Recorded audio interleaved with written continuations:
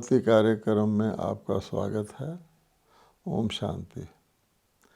आज आप चारों तरफ देखें, शायद ही कोई व्यक्ति मुस्कुराता हुआ दिखाई देगा, और जो मुस्कुराते भी हैं उनकी मुस्कुराहट भी कई प्रकार की होती है।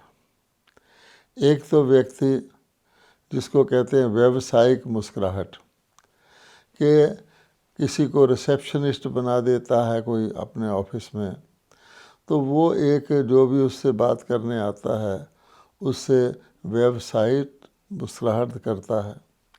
और इसी प्रकार से कोई ऑफिसर है, उसके जूनियर आके उसको गुड मॉर्निंग जय हिंद कहते हैं तो वो भी थोड़ा सा मुस्कुरा देता है। वो भी एक प्रकार की व्यावसायिक मुस्कुराहट ही है। या फिर हम देखेंगे स्वार्थ की मुस्कुराहट भी होती है। जब किसी व्यक्ति को अपना स्वार्थ सिद्ध करना होता है, जैसे कोई शॉपकीपर है, उसके पास कस्टमर आता है, वो सोचता है इससे कुछ लाभ होगा, वो भी मुस्कुराता है। और कई बार ऐसा भी होता है कि कोई व्यक्ति में किसी प्रकार की शक्ति है, वो शक्तिशाली है, और उसके सामने किसी का शोषण करने का मौका आता है, तो वो भी जैसे शिकारी अपने शिकार को देखकर मुस्कुराता है, उसकी भी मुस्कुराहट होती है। कभी कभी कोई व्यक्ति अंदर से खुशी होती है तो वो कभी कभी मुस्कुरा देता है। ऐसे मौके आते हैं। कई लोग तो हम जानते हैं कि खास मुस्कुराने के लिए कई प्रकार के क्लब ज्वाइन करते हैं। हंसने के लिए भी आज क्लब ज्वाइन किया जाता है। लाफिंग क्लब बने हुए हैं कि वहाँ जा कर के एक प्रकार का तरीका कोई अपनाया जाता है कि व्यक्ति हंस सके।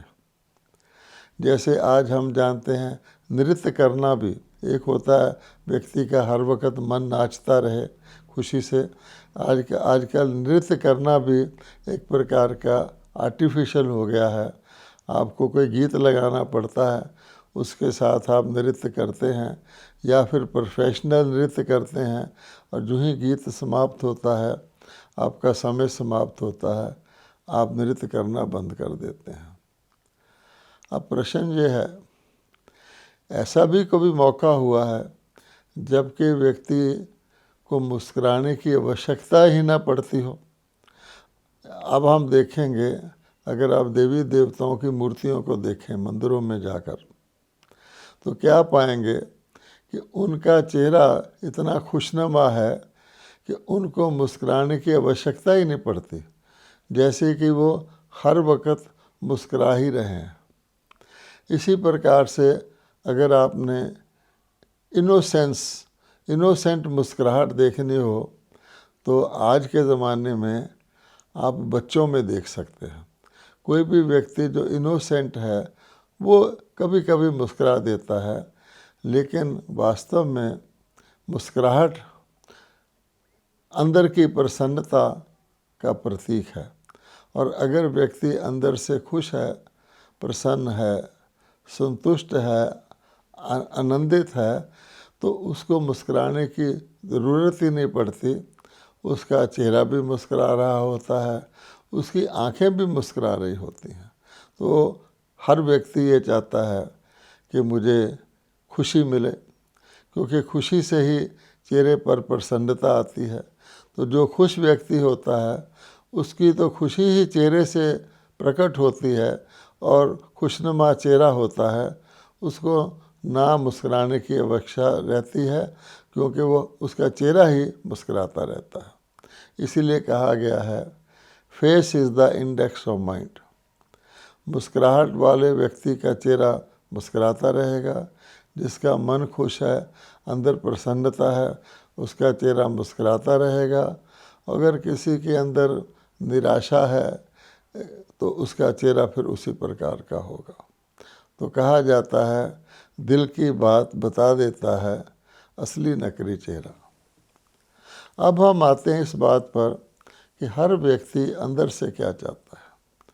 तो हम देखेंगे जो कुछ भी कोई व्यक्ति करता है, चाहे वो संसारिक जीवन जीता है या संसार को त्यागता है, किसी भी प्रकार की कोई भी विधि करता है, किसी कार्य की सफलता में लगा हुआ है, कोई वैज्ञानिक किसी प्रकार का आविष्कार कर रहा है, कोई व्यक्ति पहाड़ की चोटी पर चढ़ने के लिए लगा हुआ है, तो वास्तव में उसका लक्ष्य यही होता है कि मैं कुछ अचीव करूं, मैं कुछ प्राप्ति करूं, तो मेरा मन खुशी से भर जाए। लेकिन आजकल हम देखते हैं कि मन को खुशी से भरने के लिए भी मेहनत करनी पड़ती है। आजकल जैसे आप खेलें देखते हैं, तो खेल के अंदर कोई व्यक्ति विजयी होता है तो उसके मन में खुशी भर जाती है, और कोई व्यक्ति विजय नहीं भी होता तो उसके मन में रहता है मैं किसी दिन अगली बार तो विजय प्राप्त करूं। लेकिन इस प्रकार की खुशी लक्ष्य के पाने पर होती है, वह सर्वांगीण खुशी नहीं होती। वास्तव में हर व्यक्ति के अंदर की तमन्ना यही रहती है कि मेरे जीवन में खुशी आए, मैं सुखी हूँ, क्योंकि सुख भी खुशी को प्रदान करता है। अब हम देखते हैं कि हमारे जीवन में खुशी कैसे आ सकती है, और खुशी आने के लिए हमें क्या कुछ जानना होता है, क्या कुछ करना होता है, और हमारे नाखुश होने का, अप्रसन्न होने का कारण क्या है। पहली बात हम ये देखते हैं कि खुशी हमें जो चाहिए, क्या वो हमें टेम्परेरी खुशी चाहिए, अल्पकालिक खुशी चाहिए, या स्थायी खुशी चाहिए।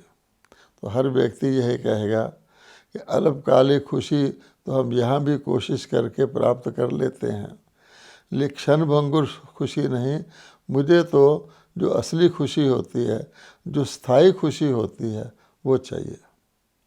अच्छा, अगर कि उससे पूछा जाए कि आपको स्थायी खुशी चाहिए, अब उस स्थायी खुशी को रखेंगे कहाँ? एक सिंपल बात से हम शुरू करते हैं, आप उस स्थायी खुशी को रखेंगे कहाँ? तो थोड़ी देर व्यक्ति सोच में पड़ जाता है, क्योंकि स्थायी चीज़ अस्थायी जगह तो रखी नहीं जा सकती। अगर आपने कोई नारियल ख़रीदा है तो नारियल बेचने वाला उसको कागज़ के लिफाफे में डालकर तो नहीं देगा, क्योंकि लिफाफा तो फट जाएगा। इसी प्रकार से एक प्रश्न है जिसके बारे में हमें सोचना चाहिए कि अगर हम स्थायी खुशी चाहते हैं तो स्थायी खुशी कहाँ पर रखेंगे। अब आप आगे सोचिए, क्या हम अपने शरीर के अंदर स्थायी खुशी रख सकते हैं? क्योंकि शरीर तो नश्वर है। शरीर के साथ संबंधित जो भी चीज़ें हम खुशी प्राप्त करने के लिए संग्रहित करते हैं, शरीर के जाने के साथ साथ वो सब चीज़ें चली जाती हैं। आपने अपने घर में कोई बहुत अच्छा पेंटिंग लगाया हुआ है, कोई बहुत बड़ी ऑक्शन में कई लोग, अमीर लोग बहुत सा धन खर्च करके किसी प्रसिद्ध पेंटर की पेंटिंग खरीद लाते हैं और अपने घर में लगा देते हैं। तो भाव ये होता है कि जब उस पेंटिंग को वो देखेंगे तो उनको जो कीमत उन्होंने उसके लिए अदा की है, या जो उसमें कला प्रदर्शित की गई है, उसको देखकर उनको प्रसन्नता होगी। या वो ये सोचेंगे हमारे घर में जो भी मेहमान आएगा, विजिटर आएगा, वो भी इस पेंटिंग से प्रसन्नता प्राप्त करेगा। लेकिन ये तो आँखें, शरीर की आँखें देख करके उस पेंटिंग को प्रसन्न हो रही हैं, खुश हो रही हैं। अगर शरीर ही चला गया तो सब कुछ गया, पेंटिंग भी गई। इसलिए प्रायः लोग कह देते हैं आप मरे जग पर लय, कि व्यक्ति के शरीर छोड़ने के बाद दुनिया में कुछ भी नहीं रहता। तो आखिर आप देखेंगे कि हम जीव आत्मा हैं।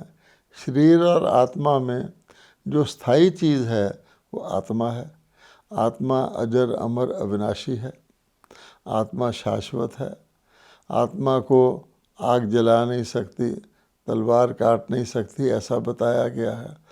आत्मा शरीर छोड़ने के बाद भी आत्मा कायम रहती है। शरीर लेने से पहले भी आत्मा थी और शरीर में भी आत्मा है। इसके पश्चात भी आत्मा रहती है, वो अगला चोला धारण कर लेती है। इस हिसाब से अगर हम देखेंगे तो आप ये पाएंगे, अगर हमने कोई भी चीज़ रखनी है या धारण करनी है स्थायी रूप से, तो हमें वो आत्मा में धारण करनी पड़ेगी। आत्मा के अंदर भी, जिसको हम संस्कार कहते हैं, क्योंकि आत्मा की 3 फैकल्टीज़ हैं, एक है मन, एक है बुद्धि, एक है संस्कार। मन और बुद्धि भी संस्कार के अनुसार ही कार्य करते हैं, सोचते हैं, बोलते हैं। तो वास्तविकता में संस्कार ही एक ऐसी चीज़ है, जिस प्रकार का संस्कार हम धारण करते जाएंगे वो स्थायी रहता है और हमारे साथ चलता है। तो इसलिए हमें ये देखना है, अगर हम जीवन में स्थायी खुशी चाहते हैं तो पहले तो हमें आत्मा के बारे में पूरी जानकारी होनी चाहिए। फिर आत्मा के अंदर जो हम संस्कार बात कर रहे हैं उनके बारे में भी पूरी जानकारी होनी चाहिए कि अच्छे संस्कार क्या हैं, बुरे संस्कार क्या हैं। अच्छे संस्कार धारण करने के लिए हमें क्या करना पड़ता है और क्या छोड़ना पड़ता है, ये सारी बातें हमको जानने की है। इसलिए हमको कर्मों की गति के बारे में बताया जाता है कि जैसा करोगे वैसा पाओगे, जितना करोगे उतना पाओगे, और जो करेगा वो पाएगा। अब ऐसी हालत में मान लीजिए एक व्यक्ति लक्ष्य बनाता है कि मैं समझ गया हूँ कि मुझे स्थायी खुशी के लिए अपने आत्मा को जानना है और आत्मा के संस्कारों को जानना है और खुशी देने वाले संस्कारों को धारण करना है। अच्छा, हम जानते हैं कि खुशी को ख़त्म करने वाली, समाप्त करने वाली, या ये हम कहें लूटने वाली चीज़ें क्या हैं। अगर मुझ आत्मा में, यानी मेरे संस्कारों में, मुझ आत्मा के अंदर किसी के लिए घृणा का भाव है, नफ़रत का भाव है, या किसी के लिए ईर्ष्या का भाव है, या किसी के लिए द्वेष का भाव है, या मैं दूसरों की बुराई ही देखता रहता हूँ, धारण करता रहता हूँ, तो अगर मेरी आत्मा में, मैं मोटे रूप से आत्मा शब्द का ही प्रयोग करूँगा, मेरी आत्मा में ऑलरेडी घृणा, ईर्ष्या, द्वेष, बहुत सारी ऐसी बातें हैं, आलस्य आदि भरे हुए हैं। मेरी आत्मा में किसी प्रकार का जीवन का लक्ष्य नहीं है। मैं आत्मा जो परिस्थिति सामने आती है उसके अनुसार ही चलता हूँ, यानी लहरों के साथ लहराता हूँ।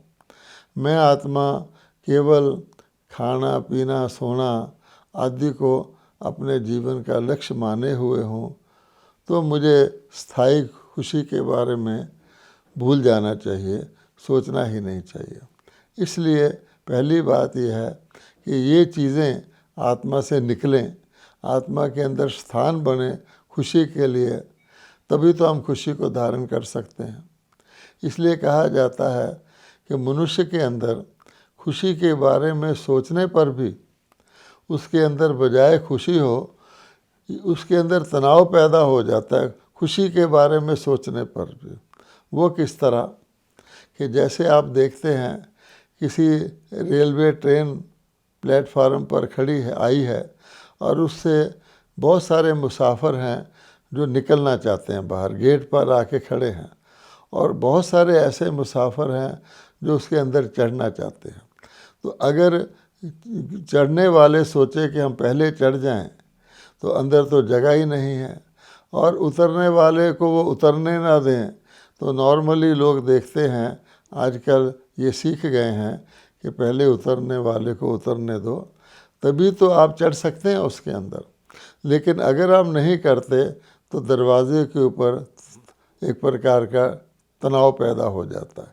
चढ़ने वाले चढ़ने के लिए ज़ोर लगा रहे हैं, उतरने वाले उतरने की कोशिश कर रहे हैं, तो ना चढ़ने वाले चढ़ सकते हैं ना उतरने वाले उतर सकते हैं। इसलिए मैंने कहा कि कई बार अच्छी चीज़ को धारण करने के लिए भी अच्छी चीज़ है, जिससे हमारा तनाव दूर होता है, खुशी प्राप्त होती है, उसके लिए भी हम तनाव में आ जाते हैं, क्योंकि हमारे अंदर ऑलरेडी भीड़ है, हमारे अंदर अन्य अन्य चीज़ों की जो खुशी को गायब करने वाली है उनकी भीड़ है, और हम उसके अंदर ही खुशी को प्राप्त करना चाहते हैं। तो जैसे आप किसी विष के कटोरे में अमृत भरना चाहें, कितना भी अमृत भर दें, 100 गुना अमृत भर दें, वो विष ही रहता है। इसी प्रकार से एक रोगी के अंदर, रोगी को कितना भी आप पौष्टिक भोजन खिलाएंगे, वो हेल्थ को प्राप्त नहीं होगा। किसी के अंदर कोई बीमारी है तो सारा भोजन भी उस बीमारी को ही लगेगा। इसलिए अति आवश्यक है कि हमें पहले ये सोचना चाहिए कि जिस चीज़ को हम धारण करना चाहते हैं उसके लिए हम जगह तो बनाएं। इसीलिए हमारे देश में आप देखेंगे 2 फेस्टिवल मनाए जाते हैं, एक दशहरा और एक दिवाली।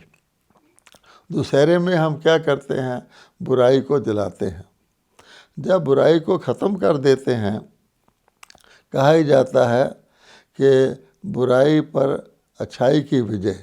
तो पहले बुराई को ख़त्म करते हैं, फिर हम दिवाली मनाते हैं, वहाँ बुराई रहती ही नहीं है।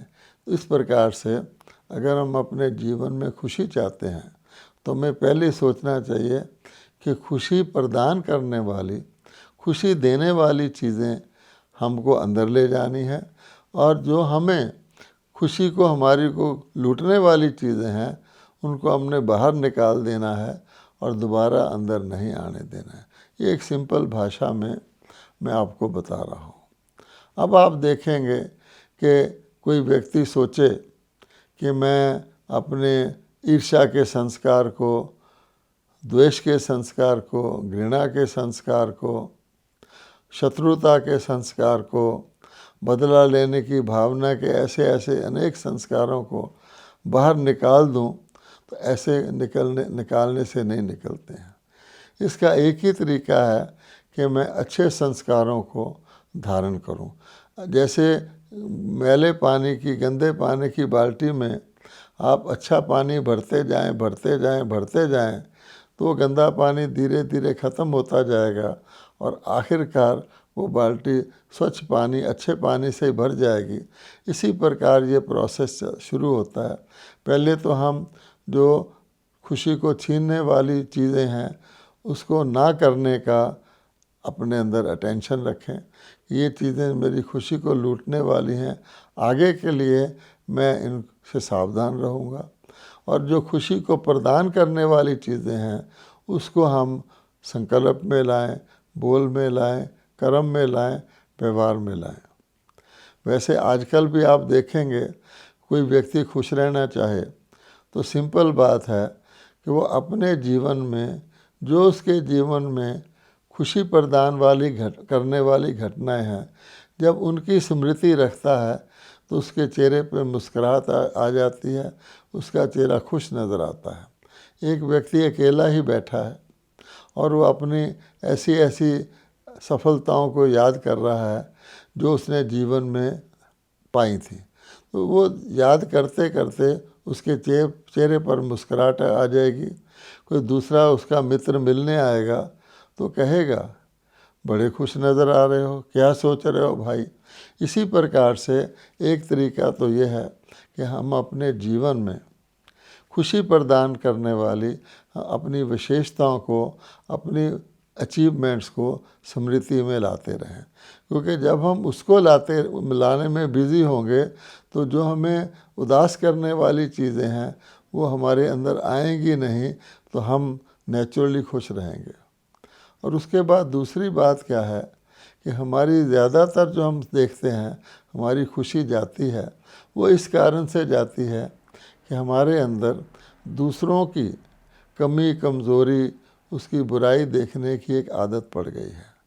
जैसे कहा जाता ना, हंस मोती चुगता है और कौवा विष्ठा खाता है। तो आज की दुनिया में ऐसा माहौल बन गया है कि हर व्यक्ति दूसरों की बुराई ही देखता रहता है, तो वो बुराई हमारे अंदर चली जाती है। इसकी बजाय अगर हम सिंपल अभ्यास ये करें कि मैंने हर चीज़ में अच्छा ही देखना है, बुराई नहीं देखनी है, हर एक की अच्छाई होती है, हर व्यक्ति परमात्मा की संतान है, हर कपड़ा ओरिजिनली साफ़ है, तो मैं उसको मैला रूप क्यों देखता हूँ। अगर हम हर एक की अच्छाई देखना शुरू कर दें और दूसरे हर व्यक्ति के लिए अपने मन में शुभ भावना रखें, तो मैं समझता हूँ कि हमारी आत्मा के अंदर, हमारे संस्कारों के अंदर धीरे धीरे खुशी आती जाएगी और वो खुशी धीरे धीरे टिकती जाएगी और हम अपने जीवन को खुशनुमा बना सकते हैं। तो हमारा जब मन खुश होगा तो चेहरा खुशनुमा होगा, तो हमें मुस्कुराहट के लिए मार्जिन नहीं रहेगा कि खुशनुमा चेहरा हर वक्त मुस्कुराता ही रहता है। हम मुस्कुराहट को बांटेंगे, खुशी को बांटेंगे। आजकल हम कह देते हैं मुस्कुराहट में आपका क्या लगता है, आप मुस्कुराते क्यों नहीं हैं, क्या मुस्कुराहट में कोई कीमत लगती है? लेकिन वास्तव में मुस्कुराहट अंदर से आती है। ओम शांति।